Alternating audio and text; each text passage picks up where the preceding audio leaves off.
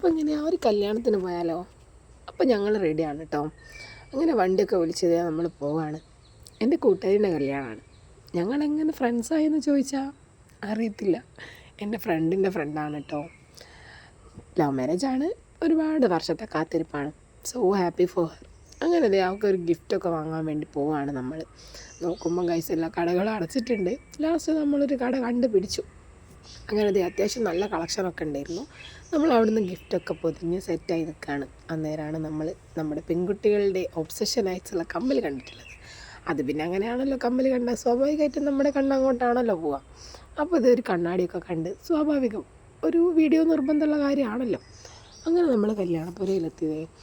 അത്യാവശ്യം നല്ല തിരക്കുണ്ടായിരുന്നു. ഇതാണ് കല്യാണ സുന്ദരിയായില്ലേ.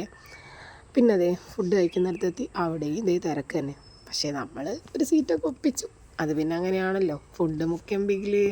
പിന്നെ അതാ ഇല വന്നു, ചോറിട്ടു. പിന്നെ അതെ നല്ല അടിപൊളി വറുത്തരച്ച ചിക്കൻ കറി. എൻ്റെ പൊന്നു ഗൈസ്, കണ്ടാൽ തന്നെ അറിയാമല്ലോ, നല്ല ടേസ്റ്റ് ആയിരുന്നു.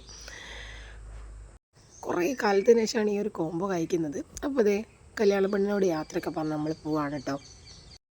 അപ്പം പിന്നെ മനസ്സിലായല്ലോ, നമ്മുടെ പുതിയ യൂട്യൂബ് ചാനലാണ്. എല്ലാവരും സബ്സ്ക്രൈബ് ചെയ്ത് സപ്പോർട്ട് ചെയ്യുക. അടുത്ത വീഡിയോ ആയിട്ട് കാണുന്നവരെ ടാറ്റാ.